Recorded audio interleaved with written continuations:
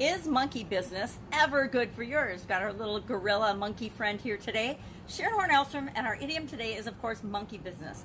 Now, monkey business is one of those idioms. It's a pretty modern idiom. It's only been around since the 20th century, although they think that the precursor was probably monkey shines, which was popular in the 1820s. That's when it first started to show up.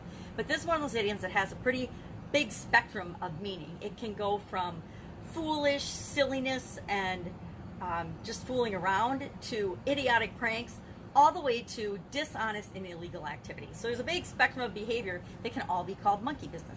You can get sent to the principal's office for monkey business. I think probably still today people use that expression. I know they did in my time. We had a couple of guys in my study hall thought it would be fun one day. On their way to school, they found a dead deer on the side of the road.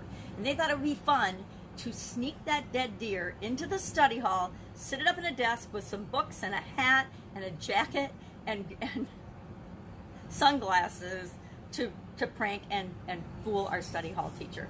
And they will all remain nameless because they did get in trouble. They did get called to the principal's office. But it was about halfway through study hall before our teacher noticed. And so that I would call one of those idiotic pranks that you would never, that was back in 77, you would never get away with anything like that today, or anything remotely ridiculous like that kind of behavior today. But back then, you know, it was over 40 years ago. It was pretty funny to those of us, you know, small town in Wisconsin, hunting's really big. Nobody was traumatized by it, you know, it didn't offend anyone, but they did get in trouble, and they did get sent to the principal's office, of course, for monkey business.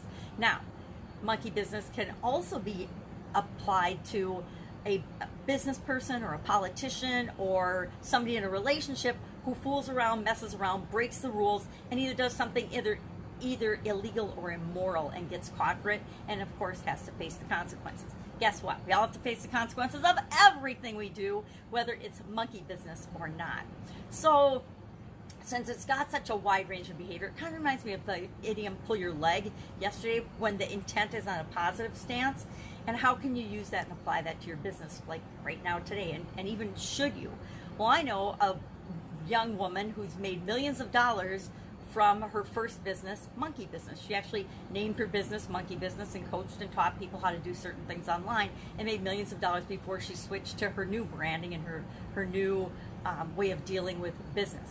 We've almost all at this point in our lives or careers heard of guerrilla marketing. Many people have made their millions of dollars and their fame and fortune by teaching other people how to guerrilla market and by using and applying guerrilla marketing techniques themselves. So obviously there's a place for, you know, guerrilla strategies and different strategies in our businesses right now. I like to think this expression reminds me to have fun in my business, to remember why I'm in my business in the first place, and to make sure that I'm having a good time doing it. That I'm not only educating and helping people solve their problems, but I'm also entertaining and having some fun with them.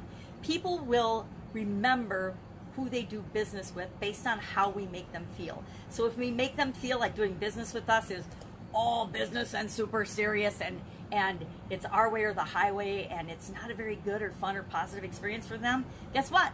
Next time they have a similar problem or they know somebody that does, they're going to go somewhere else. They're not going to necessarily come back to you, even if you did an awesome job for them. Nowadays, there's too many people doing similar things that you can ignore the experience that people have and the way you leave them. It's the emotions that you leave them with, the way you make them feel. If you make them feel so relieved and excited and happy about how you help them solve their problem, they're more than likely to come back and do business with you or refer you to their friends as well. So make sure that you're considering the customer experience, having some fun in your business, because guess what? A stoic, boring, frustrated, stressed out boss is no fun to work with or work for, and they're not that fun to do business with either. Ask me how I know, because sometimes I was that boss. Sometimes I wasn't always that fun. So make sure you're adding some fun and some silliness and some gaiety and some entertainment and celebration to not only your customers' experience, but also the people you work with experiences, the people you partner with, the people you do business with as vendors, the people that work for and help you to create the difference in the world that you're here to make. That's it. That's our idiom monkey business for today. I would love to know your experience with that. Besides my dead deer story, do you have a personal experience with monkey business? I have a couple of experiences with businesses that were like not illegal, but they were definitely bordering the line of what I didn't consider personally to work with me, moral grounds or moral standards, and I none do business with them, or I quit doing business with them as soon as I figured that there was a values mismatch there.